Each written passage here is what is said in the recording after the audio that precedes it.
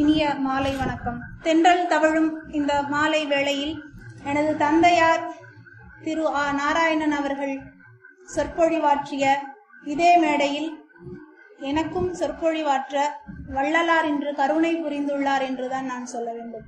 இந்த அரியதொரு விழாவிலே தனது இனிமையான குரலில் வாழ்த்து பாடலை பாடிய திருமதி பேராசிரியர் திருமதி சரஸ்வதி ஐயப்பன் அவர்களுக்கும், வரவேற்புரை ஆற்றி சிறப்பித்த திரு க. சேதுராமலிங்கம் அவர்களுக்கும், தலைவர் உரையாற்றிய திரு சிவ வை. சேதுராமலிங்கம் ஐயா அவர்களுக்கும், முக்கியமாக அறக்கட்டளை நிறுவனர் ஐயா திரு சுப்பிரமணியன் பிள்ளை அவர்களுக்கும், நன்றி உரை நவில காத்திருக்கும் திரு மாரிசாமி அவர்களுக்கும் மற்றுமுள்ள அனைத்து பெரியோர்களுக்கும் எனது முதற்கண் பணிவான வணக்கங்களை தெரிவித்துக் கொள்கின்றேன். அருட்பெரும் ஜோதி, அருட்பெரும் ஜோதி, தனிப்பெரும் கருணை, அருட்பெரும் ஜோதி, ஆதியும் அந்தமும் இல்லாத அருட்பெரும் சோதியை நாவிலே கொண்டிருத்தும் நல்தருணம் இதுவேயாம். சோதி உரு கண்டு தெளிய இத்திருவள்ளுவர் மன்றத்திலே கூடியிருக்கும் போதரை எல்லாம், உங்க எல்லாரையும் நான் போதர்னு சொல்றேன். போதர்கள் என்றால் ஞானிகள் அர்த்தம். ஏன்னா வள்ளலாரினுடைய உரையை கேட்க வரவங்க எல்லாருமே ஞானிகள் தான். வணங்கி நானும் துவங்குகின்றேன் எனது உரையை. வள்ளலாரினுடைய வாழ்வியல் நிகழ்வுகளையும் வாழ்வியல் நெறிகளையும் உங்களுடன் பகிர்ந்து கொள்வதற்காக எனக்கு வழங்கப்பட்ட தலைப்பு வள்ளலார் ஒரு வாழ்வியல் சகாப்தம். வாழ்வியல் என்பது வெறுமனே வாழப்படுகின்ற வாழ்க்கை மட்டுமல்ல, அந்த வாழ்க்கை நெறிகளை நம்முடைய வாழ்வில் பின்பற்றி ஒழுகக்கூடிய முறைதான் வாழ்வியல். வள்ளலார் ஒரு வாழ்வியல் சகாப்தம் என்றால் அவர் எதையெல்லாம் போதித்தாரோ அதையெல்லாம் சாதித்தார். அந்த வகையில் அவரை நாம் சகாப்தம் என்றுதான் சொல்ல வேண்டும். இதில் இன்னொரு கோணமும் இருக்கின்றது. எது சிறந்த வாழ்வியலோ அந்த வாழ்வியல் நெறியாகவும் அவர் வாழ்ந்து தனது போதனைகளை எல்லாம் இந்த உலகிற்காக தந்துள்ளார். அந்த வகையில் ஆத்ம சாதனை என்ற ஒன்றே அவருடைய அன்றாட வாழ்வில் ஒவ்வொரு கணத்திலும் கடைபிடிக்கப்பட்டது.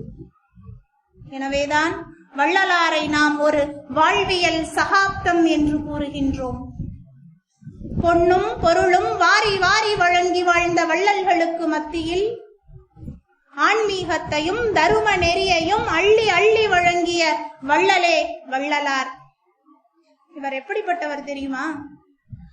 ஆடல் பருவத்திலே பாடல் பாடியவர், 5 வயதிலேயே சிதம்பர ரகசியம் கண்டு தெளிந்தவர், சுடருக்குள் சுடரானவர், வாடிய பயிரை கண்டபோதெல்லாம் மனம் வாடியவர், உயிர் பலியை தடுத்து நிறுத்தியவர், அருட்பெரும் சோதியே ஆருயிருக்கு அருமருந்து என்றவர், உலகம் உய்ய சத்திய ஞான சபையை நிறுவியவர், எத்துணையும் பேதமுறாது எவ்வுயிரும் தம்முயிர் போல் எண்ணி உள்ளே ஒத்துரிமை உடையவராய் உவக்கின்றார் யாவர், அவர் உளம்தான் சுத்த சித்துருவாய் எம்பெருமான் நடம் புரியும் இடம் எனவும் கண்டு தெளிந்தவர் வள்ளலார்.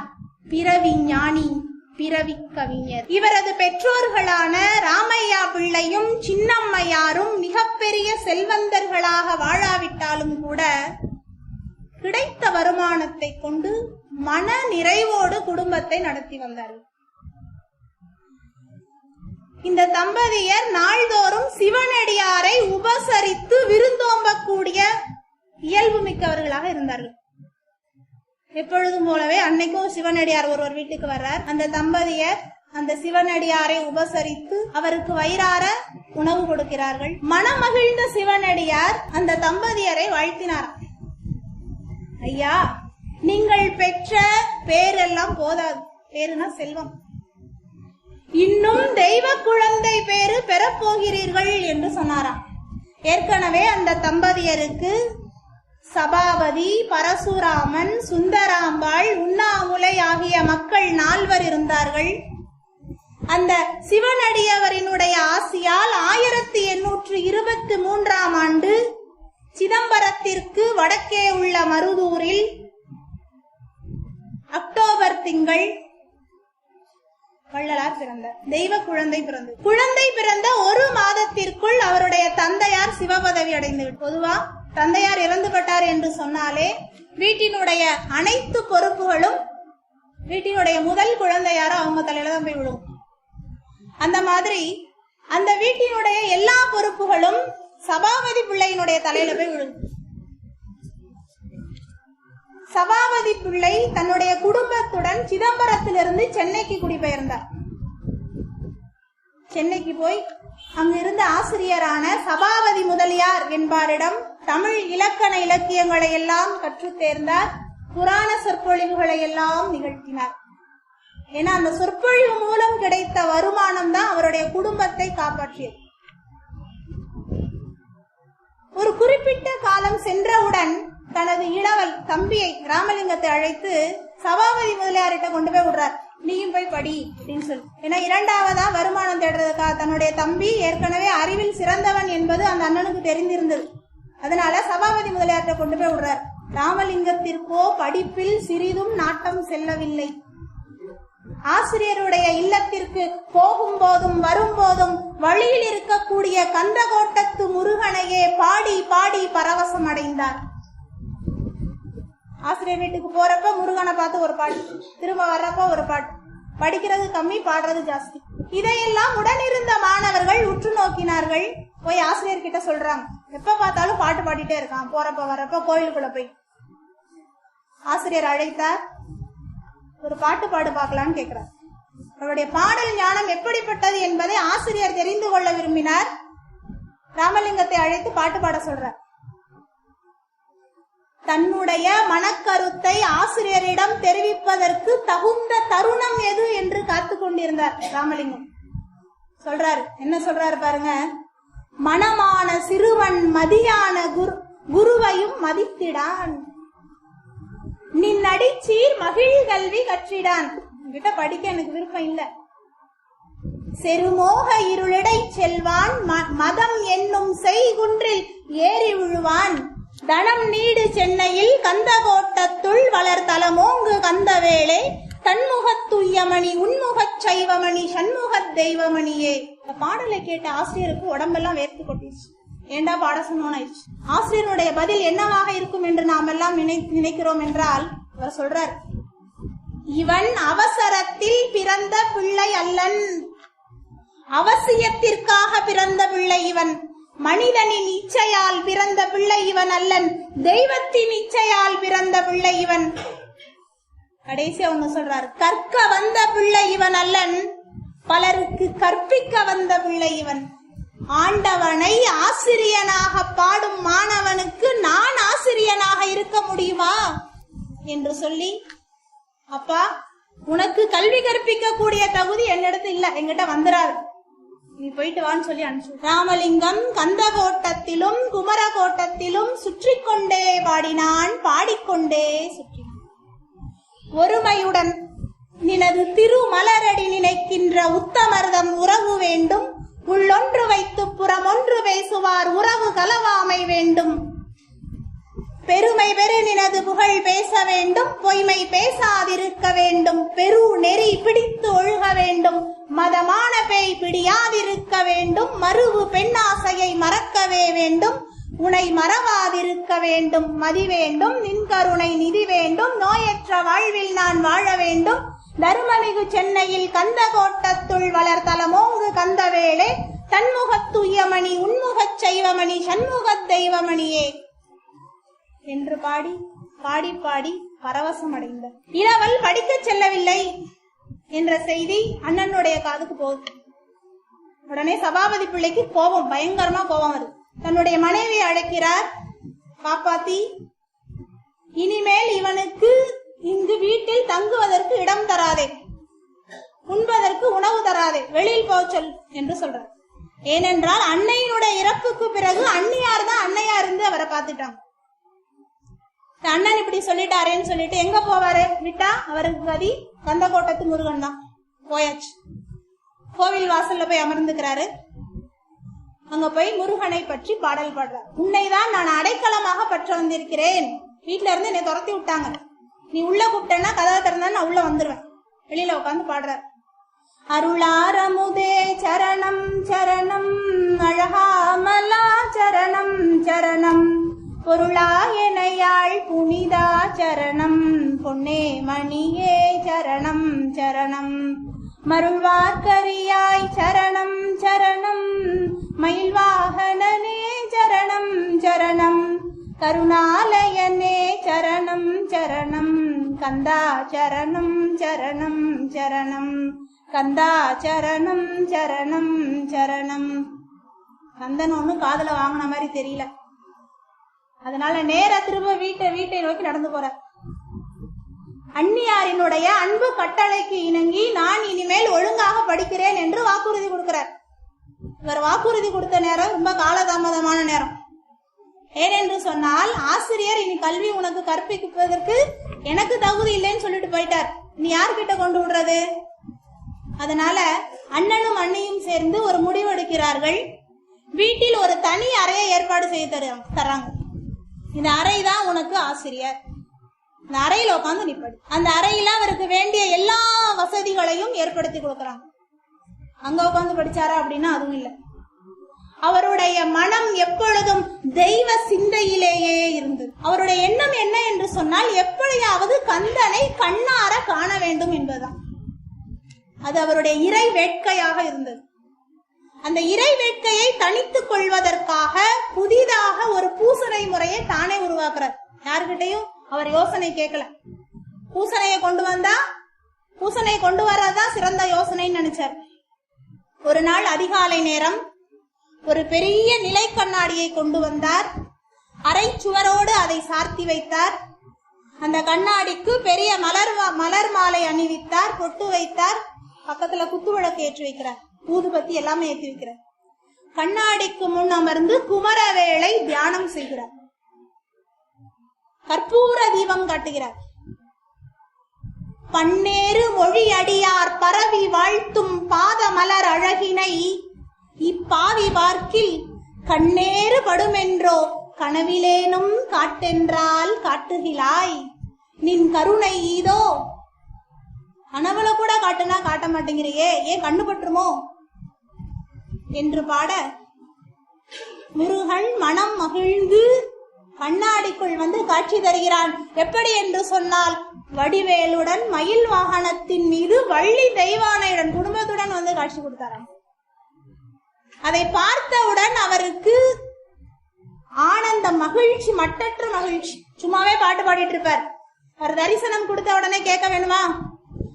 ஆறுமுக பெரும் கருணை கடலே, தெய்வ யானை மகிழ் மணிக்குன்றே, அரசே முக்கண் பேருமுக பெரும் சுடருக்குள் சுடரே, செவ்வேல் பிடித்தாளும் பெருந்தகையே என்று பாடி இறைவனை மனமாற வணங்கினார். இது இவருடைய வாழ்வியல் நிகழ்வாக இருந்தாலும் கூட இந்த நிகழ்வு நமக்கு எதனை எடுத்துரைக்கிறது என்று சொன்னால், உண்மையான பக்தினா என்ன, அந்த பக்தி என்ன என்பதை தான் உணர்ந்ததோடு மட்டுமல்லாமல் பலருக்கும் உணர்த்தியவர் தான் ராமலிங்கம் என்பதை இந்த வாழ்வியல் நிகழ்வு நமக்கு எடுத்துரைக்கின்றது. அடுத்ததாக உருவு கண்டு எல்லாமை வேண்டும் என்ற குறளுக்கு இலக்கணமாக இருந்தவரே ராமலிங்கம். உருவத்தில் சிறியவர்களாக இருப்பவர்களை பார்த்து நாம் ஏளனம் செய்யக்கூடாது. ஒரு முறை முத்தியாலுப்பேட்டையில் காலட்சேபம் செய்வதற்காக சபாபதி பிள்ளை ஒப்புக்கொண்டிருந்தார். அவருக்கு திடீர்னு உடல் நலம் சரியில்லாம போயிடும். அதனால சொன்ன இடத்துக்கு பேசுறதுக்கு போக முடியல. தனது தம்பியை அழைக்கிறார். தம்பி, எனக்காக நீ போய் சொற்பொழிவாற்றிட்டு வா அப்படின்னு சொல்லி. சரின்னு சொல்லிட்டு அண்ணனுடைய ஆணையை ஏற்றுக்கொண்டு சொற்பொழிவாற்றக்கூடிய இடத்திற்கு சென்றார். அந்த சொற்பொழிவினுடைய மேடைக்கு கீழே உட்கார்ந்து இருக்கிறவங்க எல்லாரும் அவரை ஒரு மாதிரியா வெறிச்சு பார்த்தாங்க. ஏனென்று சொன்னால் உருவம் அப்ப அவருக்கு ஒரு 9 வயது இருக்கும், அவ்வளவுதான். இந்த சிறுவன் என்ன பேசிவிட போகிறான் என்று ஒரு ஏளன பார்வை பார்த்தார்களாம், ஏளன பேச்சு பேசினார்களாம். அது எல்லாம் எப்ப வரைக்கும் அப்படின்னா அவர் மேடையில அந்த பேச்சை தொடங்குற வரைக்கும் தான். அவர் தொடங்குனதுக்கு அப்புறம் அனைவரும் தன்னிலை மறந்து கட்டி போட்ட மாதிரி உட்கார்ந்துருந்தாங்க. அதான் வள்ளுவ பெருந்தகை சொல்லுவார், கேட்டார் பிணிக்கும் தகையவாய் கேளாரும் வேட்ப மொழிவதாம் சொல் என்று. அந்த குறளுக்கு இலக்கணமானார் ராமலிங்கம். அது மட்டுமல்ல, மேடையில் அமர்ந்து பேசக்கூடிய அந்த 9 வயது சிறுவனோ கல்வி அறிவு பெறாதவன், குருவிடம் போய் ஒழுங்கான முறையில கல்வி படிக்கல. ஆனா கீழே உட்கார்ந்து எல்லாரும் கேக்குறாங்க இல்லையா, அவங்க எல்லாம் நன்கு கல்வி அறிவில் திறம் படைத்தவர்கள், புலமை பெற்றவர்கள். அததான் சொல்றார் தன்னுடைய பாடல்ல, ஓதி உணர்ந்தவர் எல்லாம் என்னை கேட்க, ஓதாமல் உணர்ந்து உணர்வாம் உருவுறச் செய்த என்னும் அடிகள் ராமலிங்கத்தினுடைய ஆன்ம ஞானத்தை நமக்கு படம் பிடித்து காட்டுகின்றார். சுவை என்றால் என்ன, சுவைனா என்ன அப்படிங்கிறதுக்கு விளக்கம் நமக்கு சொல்லி கொடுத்ததே ராமலிங்கம் தான். சுவையை நாம் உணர வேண்டும் என்றால் நமக்கு உறுதுணையாக இருக்கக்கூடிய கருவி நாக்கு. நாக்கு இருந்தாதான் நம்மளால சுவைக்க முடியும். நாக்கு மட்டும் இருந்தா போதுமா? உணவு பொருள் வேண்டும். அருள் பழுத்த பழச்சுவையே கரும்பே தேனே ஆரமர்தே அரியவான பொருள் அனைத்தும் தரும் பொருளே என்று தாயுமானவ சுவாமிகள் கூறுவதைப் போல இங்கு ராமலிங்க சுவாமிகள் தில்லை கூத்தனினுடைய சுவையை சுவைத்திட விரும்பினார்.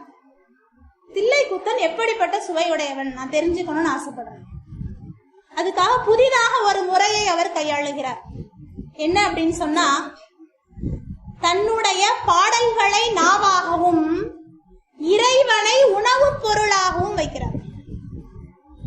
தில்லை கூத்தனினுடைய சுவை எப்படிப்பட்டது தெரியுமா? இதோ எடுத்துரைக்கிறார் வள்ளலார். தனித்தனி முக்கணி விழிந்து வடித்து ஒன்றாய் கூட்டி சர்க்கரையும் கற்கண்டின் பொடியும் மிக கலந்தே தனித்த நரும் தேன் பெய்து பசும்பாலும் தெங்கின் தனிப்பாலும் சேர்த்து ஒரு தீம் பருப்பிடியும் விரவி இனித்த நறுனை அலைந்தே இளம் சூட்டில் இறக்கி, சொல்றப்பவே நாவல உமிழ்நீர் ஊறுது, எடுத்த சுவை கட்டியினும் இனித்திடும் தெள்ளமுதே அனித்தமர திருப்பொதுவில் விளங்கு நடத்தரசே அடிமலர்க்கு என் சொல்லணியாம் அலங்கல் அணிந்தருளே. சுவை என்பதற்கான இலக்கணத்தை எவ்வாறு சுவைக்க வேண்டும் என்ற இலக்கணத்தை நமக்கு கற்றுக் கொடுத்தவர் தான் வள்ளலார். சுந்தரரை போலவே வள்ளல் பெருமானும் தனது 9 வயதிலேயே தெரு விளையாட்டு சிறுவராயிருந்த போது தில்லை அம்பலவாணரால் தடுத்தாட்கொள்ளப்பட்டார். வீதியிலே விளையாடி திரிந்த பிள்ளை பருவம் மிகப்பெரிய பருவம் என வியந்தருளி அருளாம் சோதியிலே என்னை விளைவுறச் செய்தாய் என்று பாடி அந்த கருத்தினை பதிவு செய்கின்றார் அடிகளார். திருவொற்றியூர் தியாகராச பெருமான் மீது பல பாடல்களை பாடியுள்ளார். பெற்றதாய் இதனை மக மறந்தாலும் பிள்ளையை பெரும் தாய் மறந்தாலும் உற்ற தேகத்தை உயிர் மறந்தாலும் உயிரை மேவிய உடல் மறந்தாலும் கற்ற நெஞ்சகம் கலை மறந்தாலும் கண்கள் நின்று இமைப்பது மறந்தாலும் நற்றவத்தவர் உள்ளிருந்து ஓங்கும் நமச்சிவாயத்தை நான் மறவேனே, நமச்சிவாயத்தை நான் மறவேனே என்னும் பாடல் கேட்போரை ஒரு கணம் மெய் சிலிர்க்க வைக்கின்றது. அடிகளாருடைய தோற்றம் எப்படிப்பட்டது தெரியுமா? நம்மளாம் பார்த்ததில்ல, புத்தகத்தின் மூலம் படித்ததை நம்முடைய கண் மணிக்குள்ள கொண்டு வரோம். வெள்ளை ஆடையால் முக்காடிட்டு மெய்யை போர்த்தி மறைத்துக் கொள்வார். விண்ணவரும் கண் பூசும் வெள்ளொளியை பூத்து நிதம் மண்ணகத்தில் விண்ணகத்தை வைத்தாலும் வெண்துகிலார். இதுதான் அவருடைய தோற்றம். வீதியில் நடந்து செல்லும் பொழுது ஓரமாக தான் நடந்து செல்வார். கைகளை வீசி நடந்து செல்லவே மாட்டார். கைகளை கட்டிட்டு தான் நடந்து செல்வார். உயரமான இடத்தின் மேல் அமர மாட்டார். கால் மேல் கால் போட்டு அமர மாட்டார். மெல்லிய பஞ்சனையின் மீது ஒருபோதும் படுக்க மாட்டார். இந்த ராமலிங்கத்திற்கு எப்படியாவது ஒரு கால் கட்டு போட்டு விட வேண்டும் என்று விரும்பினார்கள் அவருடைய குடும்பத்தினர். அண்ணன் வற்புறுத்த அன்னைக்கு நிகரான அன்னியோ கண்ணீருடன் மன்றாட விருப்பமின்றி திருமணத்திற்கு இசைவு தெரிவிக்கும் பாவனையில் தலையை அசைத்தார். ராமலிங்கத்திற்கும் அவருடைய தமக்கை உண்ணாமுலையினுடைய மகள் தனக்கோட்டிக்கும் திருமணம் நிகழ்ந்தது. இந்த திருமணம் நடக்கிறப்ப எல்லாரும் என்ன பேசிட்டாங்களா? கட்டோடே, கணத்தோடே, பட்டோடே, பணியோடே, கொட்டோடே, முழக்கோடே இனி ராமலிங்கம் வாழ்வார் என்று அனைவரும் பேசிக் கொண்டிருந்தார்கள். ஆனால் நிகழ்ந்தது என்ன தெரியுமா? இறைவன் திருமணம் முடிந்து விட்டது. இறைவனை பார்த்து கேள்வி கேட்கிறார். என்ன கேள்வி அப்படின்னா, பாடல்ல சொல்றார், முன்மணத்தில் சுந்தரரை முன்வலுவில் கொண்டது போல் என் மனத்தில் நீ வந்திடாவிடினும் நின் கணத்தில் ஒன்றும் ஒரு கணம் வந்து சழக்கில் செய்ததன்றி இன்னும் ஒரு மனம் செய்வேன்.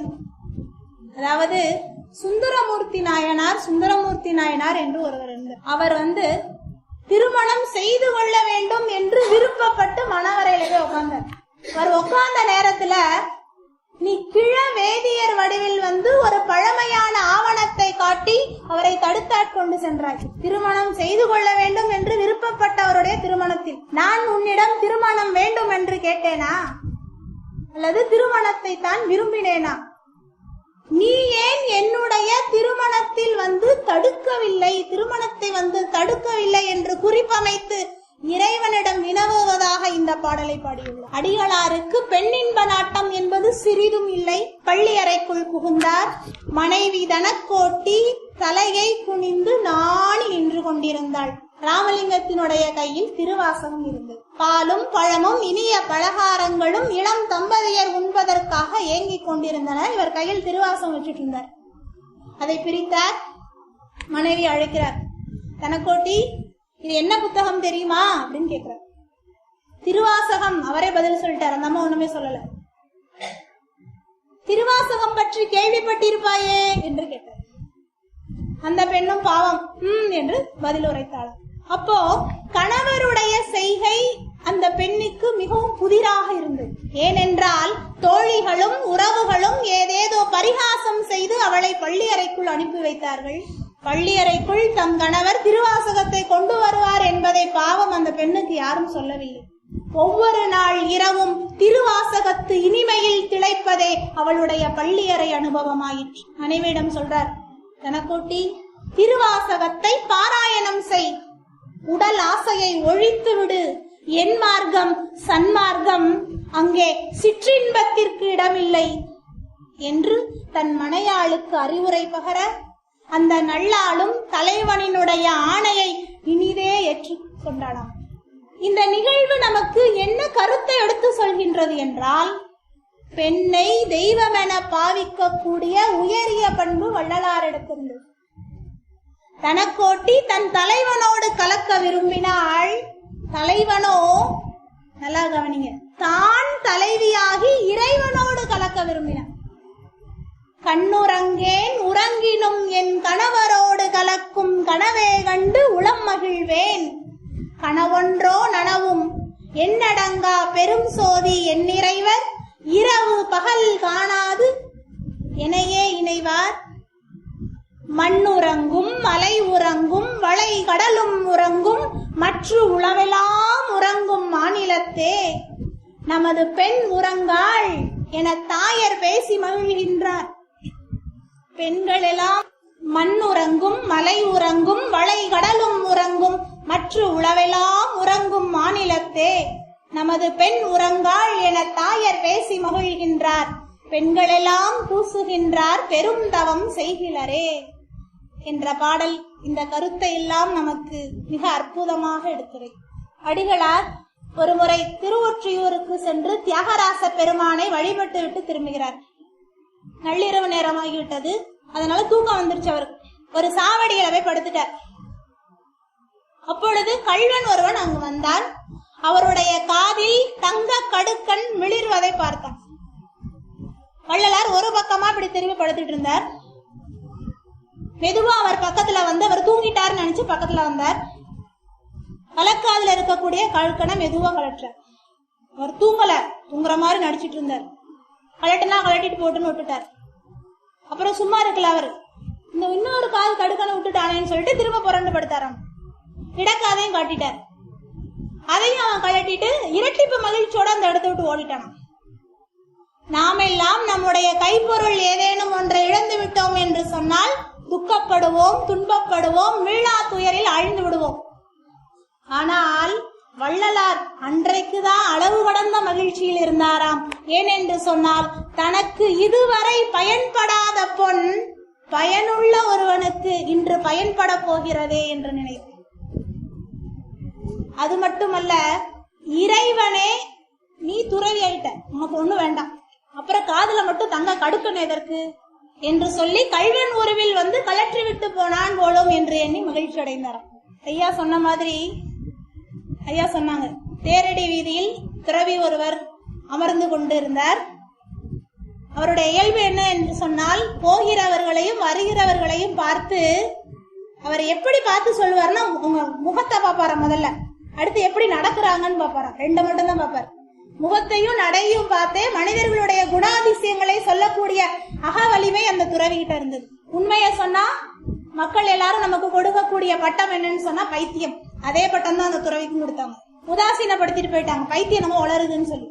அதோ எச்சில் உண்ணும் நாய் போகிறது, அதோ நரி போகிறது, அதோ பன்றி போகிறது, ஆடு வருகிறது என்று அவரவர்களிடம் இருக்கக்கூடிய மிருக குணங்களை எடுத்து சொல்வாரா அந்த துறவி. ஒரு முறை ராமலிங்க அடிகளார் இறை வழிபாடு முடித்து விட்டு அந்த வழியாக வந்த பொழுது தூரத்துல வரப்பே பார்த்துட்டார். ரொம்ப மகிழ்ச்சியா இருந்தாராம். இன்னையில இருந்து எழுந்து குதித்தாராம். இதோ முதன் முறையாக இந்த வீதி வழியே மனிதன் வருகிறான், மனிதன் வருகிறான் என்று சொல்லி ஆனந்தத்தில் திளைத்தாராம். அந்த மனிதன் என்ற சொல்லுக்கு முழு இலக்கணம் படைத்தவரே வள்ளலார் என்பது அவருடைய வாழ்வியல் நிகழ்வு நமக்கு எடுத்து. அதே மாதிரி நான் என்னுடைய கருத்துக்கள்ல கொண்டு வந்தது அவங்க சொல்லிட்டாங்க, அதை சொல்ல வேண்டாம் நான் நினைச்சேன். சார் நீங்க 2 கருத்துக்கள் சொன்னீங்க. வடிவுடையம்மன் உணவு கொடுத்தது ஒண்ணு, அப்புறம் துறவி அந்த வடிவுடையம்மன் உணவு கொடுத்ததுல வந்து அந்த கருத்து அவரே தன்னுடைய பாடல்ல சொல்றார். அன்றொரு நாள் நம் பசி கண்டு அந்தோ தெரியாது நன்றிரவில் சோரளித்த நற்றாயான். என்னுடைய பசியை பொறுக்காமல் அன்னையாரே வந்து எனக்கு உணவளித்து விட்டு சென்றாள் என்பதை தன்னுடைய பாடல்ல அவர் பதிவு செய்தார். அகத்தே கருத்து புறத்தே வெளுத்திருந்த உலகர் யாவரையும் சகத்தே திருத்திடவே 1865ஆம் ஆண்டு சமரச சுத்த சன்மார்க்கம் என்ற அமைப்பினை வள்ளலார் தோற்றுவித்தார். அந்த அமைப்பினுடைய நோக்கம் என்ன என்று சொல்லி கேட்டால், சாதி, சமய, மொழி, நாடு என்ற வேற்றுமைகளை எல்லாம் கடந்து மக்கள் ஒற்றுமையுடன் வாழ வேண்டும் அப்படிங்கிறது. ஆணினுள் பெண்ணும் பெண்ணினுள் ஆணும் அன்னுற வகுத்த அருட்பெரும் சோதி என்று ஆணும் பெண்ணும் சமம் என்பதை அன்றே இந்த உலகிற்கு எடுத்துரைத்தவர் தான் வள்ளலார். நம்ம இன்னும் அதை சொல்லிட்டே இருக்கோம். அது மட்டுமல்லாமல் சாதியை அறவே வெறுத்தவர் வள்ளலார். சாதியிலே, மதங்களிலே, சமய நெறிகளிலே, சாத்திர சந்தடிகளிலே, கோத்திர சண்டையிலே, ஆதியிலே அபிமானித்து அலைகின்ற உலகீர் அலைந்தலைந்து நீரழிதல் அழகலவே. சாதியை விற்று சாதியே வேண்டாம் என்று வன்மையாக கண்டிக்கிறார் வள்ளலார். தயவுடைய மனத்தினராய் சன்மார்க்கத்தில் அனைவரும் வந்து சேருங்கள் சேருங்கள் என்று அறைகூவல் விடுக்கிறார். தயவுதான் மனிதனுக்கு முக்கியம். இந்த தயவு பத்தி அருமையான பாடல். தயவு வருகின்ற ஒரு தருணம் இதுதானே, சத்தியம் என்றறிந்திடுமின் நித்தியம் பெற்றிடலாம். மயலறிவு கொண்டினிமேல் மலங்கிடுதல் வேண்டாம். மன்னருளின் உணர்வாலே மாநிலத்தில் மகிழ்ந்து அயலறியாது எல்லாரும் அக உரிமை கொண்டு ஆனந்த வாழ்வுறுதற்கான ஒரு அமையம் இயலாக இன்று வந்து இசைத்திட்டதிதனால் இன்னலிருள் கழித்தெங்கும் பொன்னொளி தங்கியதே. தயவுதான் மக்களுக்கு உண்மை வாழ்வை தரவல்லது என்றும் அந்த தயவுதான் அருட்பெரும் ஜோதியாய் இருக்கின்றது என்றும் நமக்கெல்லாம் எடுத்துரைத்தவர் வள்ளுவ பெருந்தகை, வள்ளலார் பெருந்தகை. சத்திய ஞான சபையை தோற்றுவித்தார் வள்ளலார். அருட்பெரும் சோதியை கண்டேனே ஆனந்த தெள்ளமுது உண்டேனே என்று பாடி தான் கண்ட சோதி அனுபவத்தை நம்மிடையே பகிர்கிறார். அது மட்டுமல்லாமல் அருட்பெரும் சோதியாக இறைவனிடம் தன்னுடைய வேண்டுகோளை முன்வைக்கிறார். அந்த வேண்டுகோளுக்கு இறைவன் எப்படி செவி கொடுத்தார் அப்படிங்கறதே சொல்றார். காற்றாலே, புவியாலே, ககனம் மதனாலே, கனலாலே, புனலாலே, கதிராதியாலே, கூற்றாலே, பிணியாலே, கொலை கருவியாலே, கோளாலே பிற இயற்றும் கொடும் செயல்களாலே வேற்றாலே எஞ்ஞான்றும் அழியாதே விளங்கும் மெய்யளிக்க வேண்டுமென்றேன் விரைந்தளித்தான் எனக்கே என்று பாடி அருட்பெரும் ஜோதியை இறைவனுடைய கருணையை தான் பெற்ற விதத்தையும் விவரி. அந்த சத்திய ஞான சபையிலே அருட்பெரும் ஜோதியாகிய இறைவன் வந்து அமர்வதற்கான இடமாக அந்த ஞான சபை திருக்கோயிலை நிர்மாணித்துள்ளார். அதையும் பாடல்ல சொல்றார். ஐயனருள் வருகின்ற தருணம் இது கண்டீர், ஐயமில்லை ஐயமில்லை ஐயனடியானை மெய்யனென ஆட்கொண்ட வித்தகன் சிற்சபையில் விளங்குகின்ற சித்தனெல்லாம் வல்ல ஒரு விமலன்.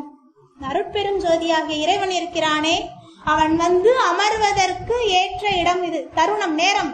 இந்த வரப்போறான் இந்த நேரத்துல அவன் வந்து அமர்வதற்குரிய இடமாக இந்த ஞான சபை திருக்கோயிலை நிர்மாணியுங்கள் என்று சொல்லி மக்களுக்கெல்லாம் கட்டளையிட்டார். ஜீவ காருண்யமே மோட்ச வீட்டின் திறவுகோல் என்பது வள்ளலாரினுடைய போதனை மட்டுமல்ல, அதுதான் அவருடைய வாழ்வியல்.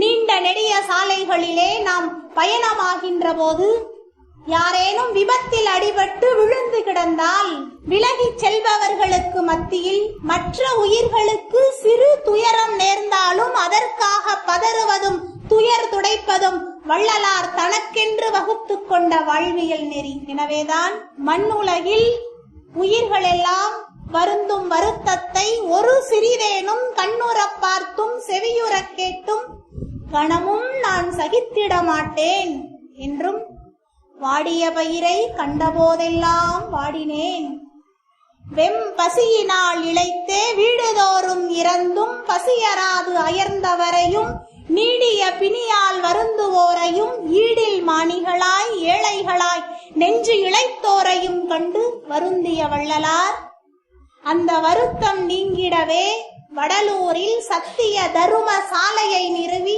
பசித்தோருக்கெல்லாம் உணவிட்டார். அவர் அன்று ஏற்றி வைத்த அடுப்பின் கனல் அறத்தின் கனலாய் இன்றும் பல்லோர் பசிப்பினியை போக்கி வருகின்றது. வள்ளலார் அன்பின் பேரூற்று, அன்பே அவர் உயிர், அன்பே அவர் வடிவம். திருமூல சுவாமிகள் சொல்லுவதைப் போல, அன்பும் சிவமும் இரண்டு என்பார் அறிவிலார், அன்பே சிவமாவது யாரும் அறிகிலார், அன்பே சிவமாவது யாரும் அறிந்த பின் அன்பே சிவமாய் அமர்ந்திருந்தாரே. வள்ளலார்னா அன்பு, அன்புனா வள்ளலார். அததான் சொல்றார், அப்பா நான் வேண்டுதல் கேட்டு அருள் புரிதல் வேண்டும், ஆருயிர்கெல்லாம் நான் அன்பு செயல் வேண்டும் என்று இறைவனிட்ட வேண்டுகிறார். சுவாமிகள் மேட்டுக்குப்பத்தில் சித்தி விளாகம் என்ற இல்லத்தில் ஏறக்குறைய 9 ஆண்டுகள் தங்கியிருந்தார். அங்கு 5 அடி உயரம் உள்ள ஒரு நிலை கண்ணாடியை 45 நாட்கள் பூசையில் வைத்திருந்தார். அந்த நிலை கண்ணாடியையும் குத்து விளக்கையும் சபாபதி சிவாச்சாரியார் என்பவருடைய கைகளில் கொடுத்து ஞான சபையில் பிரதிட்டை செய்யுமாறு சொல்றார். அந்த குத்து விளக்கிற்கும் நிலை கண்ணாடிக்கும் இடையே 7 திரைகள் இருக்கும். அந்த திரைகள் என்னென்ன திரைகள் அப்படின்னா, கருப்பு திரை, நீலத்திரை, பச்சை திரை, சிவப்பு திரை, பொன்மை திரை, வெண்மை திரை, கலப்பு திரை. ஒவ்வொரு திரையும் ஒவ்வொரு சக்தியை வெளிப்படுத்துகின்றது. கருப்பு திரை மாயா சக்தி, நீலத்திரை கிரியாசக்தி, பச்சை திரை பராசக்தி, சிவப்பு திரை இச்சாசக்தி, பொன்மை திரை ஞான சக்தி, வெண்மை திரை ஆதிசக்தி, கலப்பு திரை சிற்சக்தி.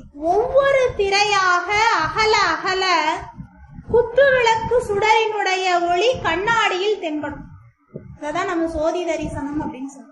1874 ஆண்டு ஸ்ரீமுக வருடம் தைத்திங்கள் 19ஆம் நாள் வெள்ளிக்கிழமை மேட்டுக்குப்பத்தில் உள்ள சித்தி விளாக மாளிகைக்குள் இரவு 12 மணிக்கு உள்ள போய் திருக்காப்பிட்டுக் கொண்டார்.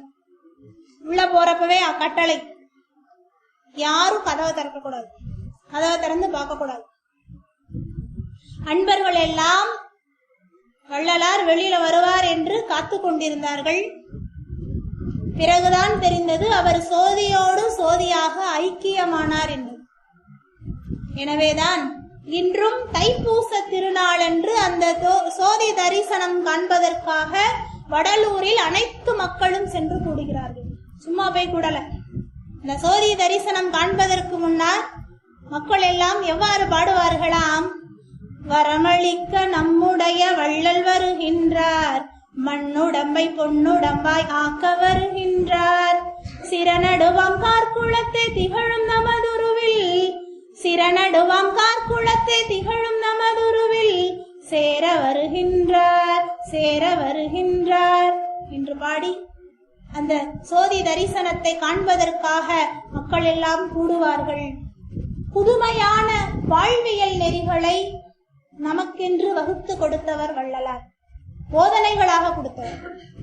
அதனால்தான் புது நெறி கண்ட புலவர் என்று பாரதியாரால் போற்றப்பட்ட பெருமைக்கு மரணமில்லா பெருவாழ்வு வாழ்ந்தவர் வள்ளலார்.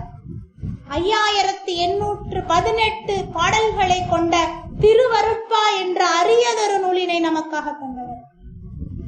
அவர் எப்படி பல வேடங்கள் பூண்டிருக்கிறார் அப்படின்னு பாத்தீங்கன்னா, துறவியாக, ஞானியாக, புலவராக, கவிஞராக, சொற்பொழிவாளராக, எழுத்தாளராக, நூலாசிரியராக, உரையாசிரியராக, சித்தராக காட்சி தந்தவர். இளமையில் முருகனை கடவுளாகவும், திருஞான சம்பந்தரை குருவாகவும், திருவாசகத்தை வழிபடு நூலாகவும் கொண்டவர். திருவொற்றியூரில் சிவபக்தராகவும், தில்லையில் நடராச பக்தராகவும், முடிவில் அருட்பெரும் சோதி அடியாராகவும் விளங்கிய வள்ளலாரது வாழ்வில் ஆன்மீகமும் தரும நெறியுமே அவரது வாழ்வியல் சகாப்தங்களாயின. இத்தகைய வள்ளல் பெருமானினுடைய புகழினை இந்நன்னாளில் நாம் எல்லாம் நினைந்து நினைந்து, உணர்ந்து உணர்ந்து, நெஞ்சம் நெகிழ்ந்து நெகிழ்ந்து, அன்பே நிறைந்து நிறைந்து, ஊற்றெழும் கண்ணீர் அதனால் உடம்பு நனைந்து நனைந்து, அருளமுதாம் நன்னிதியாம் சோதி உருவில் கலந்திட்ட ராமலிங்க சுவாமிகளினுடைய புகழினை ஏத்தி அருட்பெரும் சோதியில் கலந்திடுவோம், ஆனந்த பெரு வாழ்வுதனை வாழ்ந்திடுவோம் என்று சொல்லி எனக்கு வாய்ப்பளித்த அனைத்து உள்ளங்களுக்கும் நன்றி கூறி விடைபெறுகிறேன்.